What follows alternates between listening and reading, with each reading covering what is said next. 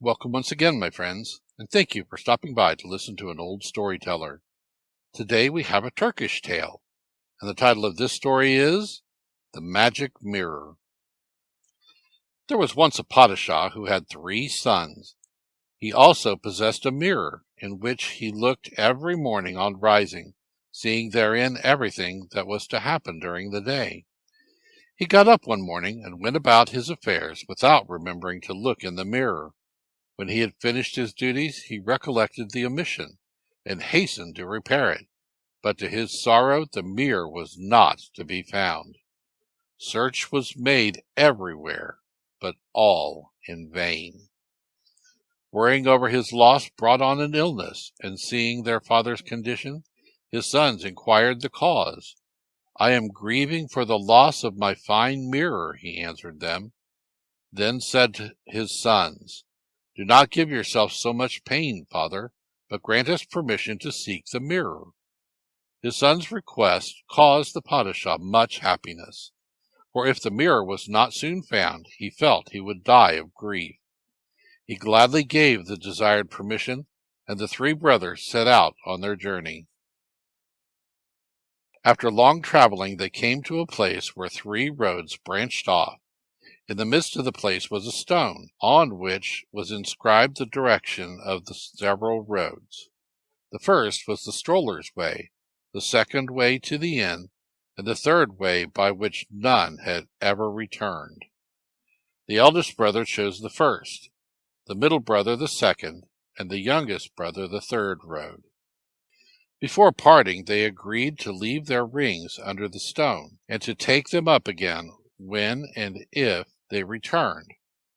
We will now let the 2 eldest go their respective ways, and follow the adventures of the youngest brother. On arriving at the top of a mountain, he caught sight of a Dew Mother, who was about to make helwa. Hastening up to her, he embraced her, calling her mother. "Oh, little son," said the Dew Woman kindly, "if you had not called me mother, I should have torn you asunder." "And if you had not called me little son," retorted the youth, "I should have cut you down with my sword." Then the Dew Mother asked him whence he came, whither he went, and wherefore he was there. He told her he was a padishah's son, seeking a mirror which his father had lost. "Oh, my son," said the woman, "this mirror has been carried off by the Dews. They have taken it to their garden, where it is jealously guarded. When you arrive there, you will find all the Dews. If their eyes are open, you may be quite certain they are asleep. Fear not. Go forward in confidence and fetch the mirror. Every tree in the garden is covered with diamonds and precious stones. Take care not to touch them, or you are lost." The youth was grateful for the woman's instructions, and went his way. After long wandering, he came to the garden of the Dews, and as he approached, he saw them all asleep with their eyes wide open. Remembering the words of the Dew Mother, he went boldly into the garden, took the mirror, and started back. "Now," thought he to himself, as they were all asleep, "there would be none the wiser if I broke off a branch of these bejeweled trees." No sooner did he stretch forth his hand to pluck a branch than the Dews all rose up as one man and demanded, "By what right have you dared to come here?" The youth, now terrified, implored them to be merciful to him. They agreed to set him free and let him keep the mirror on condition that he brought them as a ransom the sword of Arab Uzangi. Pledging his word, the youth was allowed to return to the Dew Mother, to whom he related his difficulty. "Did I not warn you not to touch their property?" scolded the old woman. "What is to be done now?" Expressing deep sorrow for his fault, he implored the Dew Mother to advise him further. Pitying the youth, she instructed him as follows. "By following a certain path, you will arrive with 2 doors. The one open, the other shut. Shut the open door, and open the closed door, and enter. On your right hand you will find a lion with a piece of meat beside him. On your left a dog with grass near him. Give the grass to the lion and the meat to the dog. Then ascend the stairs. In his chamber you will find Arab Uzengi asleep, his sword hanging on the wall. Take it quickly and lose no time in returning here, but beware of withdrawing the sword from its sheath. The youth now set out again, and in due course reached the serai. Opening one door and closing the other, he entered. Giving the grass to the lion and the meat to the dog, he mounted to the giant's chamber. When he entered the apartment of Arab Uzengi, he saw the sword hanging from the wall. To take it down and flee from the place was the work of a moment. When he was drawing nigh to the dwelling place of the Dew Mother, he thought he was quite out of danger. So he drew the sword from its sheath, and suddenly found himself in the hands of Arab Uzengi. "Now I will make you feel my power," roared the giant, as he dragged the youth back to his palace. The Dew Mother had prepared the youth for what he might expect if he should have the misfortune to be taken prisoner by Arab Uzengi. Every day for 40 days the giant would give him a lesson on transformation, and at the close of the lesson, when he asked, "Dost know it?" he must unfailingly reply, "I know it not." Thus it came to pass that for 40 days the youth underwent instruction from the giant, who at the end of every lesson beat him and asked, "Dost know it?" The youth remembered always to answer, "I know it not." When the 40 days had expired, Arab Uzengi set him free on condition that he would bring him the daughter of the Peri Padishah. The youth went back to the Dew Mother and told her what had happened to him. "Did I not warn you not to draw the sword?" she screamed, and scolded him more severely than before. Nevertheless, she yielded to his earnest prayers to help him still once more. She informed him that the Peri Princess lived in a certain town where there were no men, and where it was impossible for any man to approach her. Besides which the maiden had a talisman. If any man should succeed in entering the town, however, her talisman would cease to be effective, and thus he could do whatever he desired with her. "Not only Arab Uzengi, but also the Dews are in love with the Peri Princess," said the Dew Woman, "and these latter would have carried her off years ago, but were unable to overcome her talisman." "Then how is it possible for me to come near her?" sighed the youth despairingly. "Hast learned nothing at all, then, from Arab Uzengi?" demanded the Dew Woman.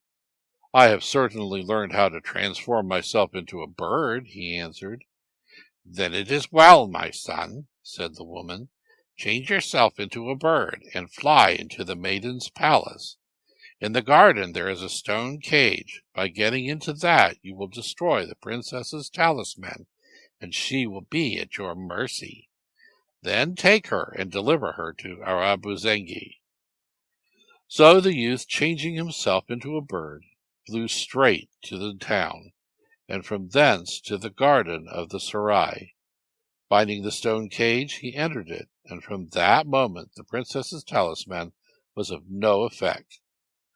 By that token she knew that the bird was really a man.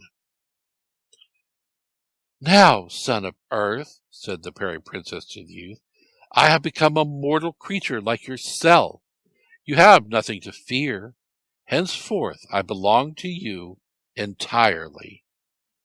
Upon this the bird shook himself and resumed his human form. Now the princess proclaimed that there was no longer any restriction surrounding her. Men and women might enter the town freely. She also notified her father of what had happened, and that she had become the bride of a mortal. The youth told her he was the son of a padishah, and that their wedding should take place with suitable pomp at his father's palace. He then prepared to return, taking the maiden with him.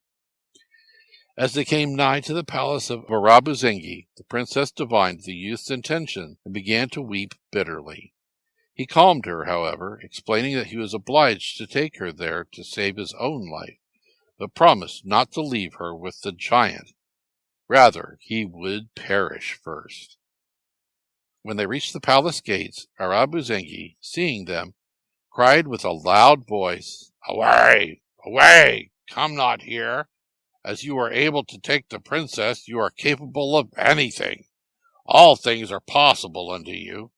Keep the maiden and the sword, only come not near me."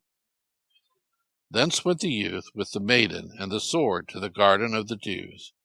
And as soon as the Dews saw that he had the sword, they shouted, "Away, away, come not here, we fear you. For if you can take the sword of Arabuzengi and also the fairy princess, all things are possible unto you. As you have the maiden, the sword, and the mirror, keep also the branch you broke from the tree in our garden." Having now done all that was expected of him, the youth escorted the maiden to the Dew Mother's house, where, after resting a while, they bade farewell and proceeded on their homeward journey. After long wanderings, they came to the spot where the three brothers had parted many months before. Examining the stone, the youngest saw that all the rings were still there. "What could have happened to my brothers?" he asked himself. And while he was musing, he saw them in the distance, but in such a disreputable and forlorn condition that they hardly resembled human beings at all. He was nevertheless glad to see them safe, and they related how it had fared with them.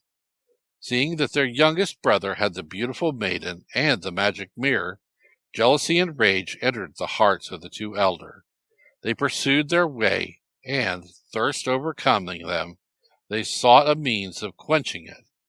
Ere long they came to a well with an iron cover, and the two eldest suggested that the youngest should be let down by means of a rope to fill the jug with water. When he had done this, however, he found that his brothers had abandoned him to his fate at the bottom of the well. They left behind his horse, but took the maiden with them, saying to her that their brother would follow a little later. When the youth realized that his brothers had forsaken him, he wept and lamented bitterly.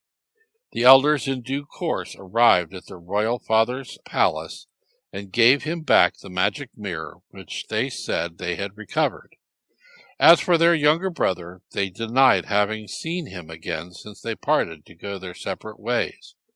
The Padishah, in his exceeding joy at the restoration of his mirror, soon forgot the loss of his youngest son, and ordered preparations to be made for the marriage of the fairy princess with the eldest prince. Let us now return to the youth in the well.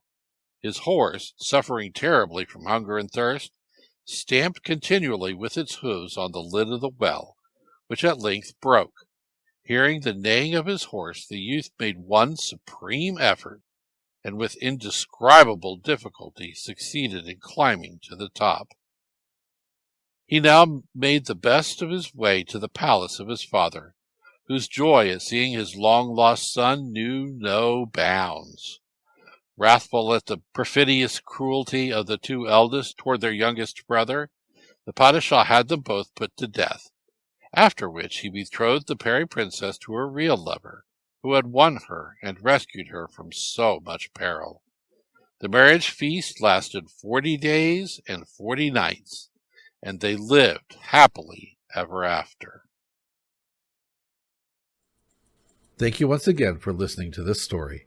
If you enjoyed this story, please press that like button. Also, please help an old storyteller out by subscribing to my channel. The next story will be posted in a few days, so until then, may your story continue to be a good one.